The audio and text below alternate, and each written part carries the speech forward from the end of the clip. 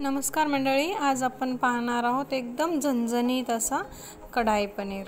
त्यासाठी काय काय साहित्य लागणार आहे ते आता पुढील प्रमाणे पाहू।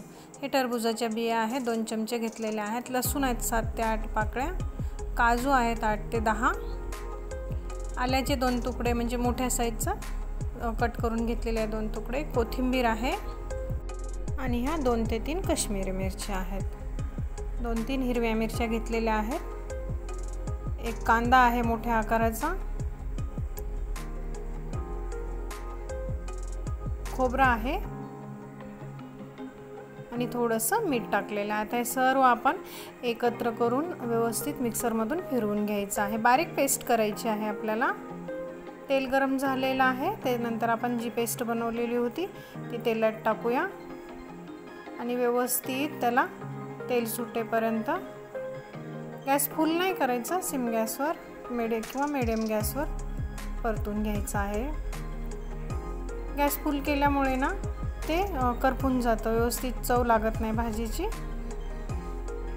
आणि जर आपण असं परतवलं ना तर छान तेल सुटतं त्याला मिश्रणाला। ते बघा तुम्ही, कलर पण एवढा छान येतो ना भाजीला। रेड काश्मीरी मिरची टाकल्यामुळे ना भाजीच्या कलरमध्ये चेंज होतो, छान होतो कलर।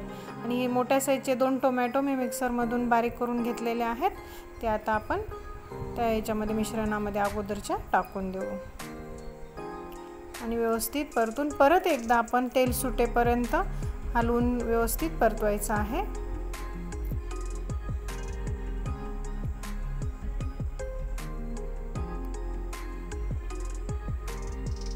छान तेल सुटेपर्यंत परतून घेतलेला आहे। त्यामध्ये मी हळद 2 चमचे, लाल तिखट टाकलेला आहे 2.5 चमचे आहे, काळा मसाला आहे आपला घरगुती 1 चमचा टाकलेला आहे। परतून घ्यायचा आहे आता, बुडाला लागू नाही द्यायची आपल्याला। आणि आता त्यानंतर आपण त्यामध्ये किचन किंग मसाला टाकणार आहे, 1 चमचा टाकायचा, जास्त नाही। आणि व्यवस्थित क्रश करून कसुरी मेथी टाकलेली आहे। परत एकदा 5 मिनिट आपण व्यवस्थित परतून घेऊया। अशा पद्धतीने तुम्ही एकदा भाजी करून बघा, मस्त छान चव येते। आपल्याला मसाले व्यवस्थित परतून घ्यायचे आहेत छान तेलामध्ये। ते परतून झाल्याच्या नंतर गरम पाणी टाकायचं आहे। यामध्ये दूध किंवा मलाई वगैरे मी काहीच ॲड केलेली नाही बघा।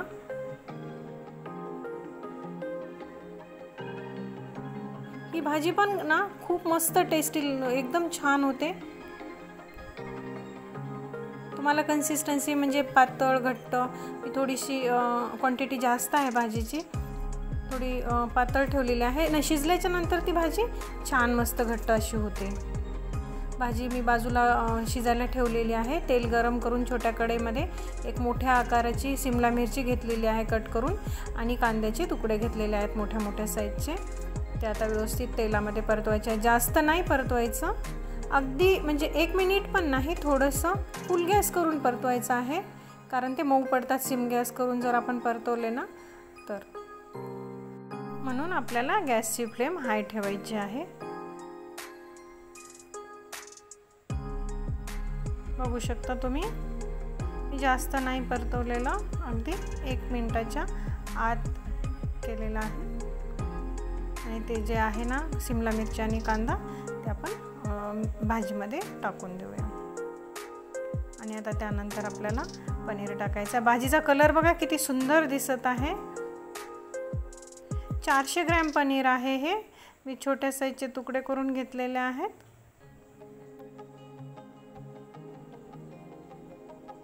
ही भाजी ना भातासोबत, तांदळाच्या भाकरीसोबत सुद्धा खूप मस्त लागते। एकदा नक्की ट्राय करून बघा। आपण तीच मलाई किंवा दूध वगैरे टाकून बनवतो, ह्या प्रकारची भाजी तुम्ही एकदा नक्की बनवून बघा आणि मला कमेंटमध्ये सांगायला विसरू नका। आता बघा तुम्ही, भाजी शिजल्याच्या नंतर किती छान एकदम कन्सिस्टन्सी झालेली आहे, जास्त घट्ट नाही किंवा जास्त पातळ नाही। तुम्ही बघू शकता, अगदी आपण भाकरीसोबत, पोळीसोबत किंवा राईससोबत खाऊ शकतो। आणि चवीला पण भन्नाट अशी ही भाजी होते। हे बघा,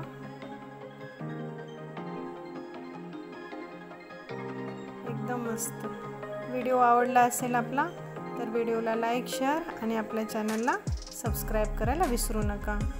फेसबुकवर पाहत असाल तर पेजला फॉलो करा। बाय।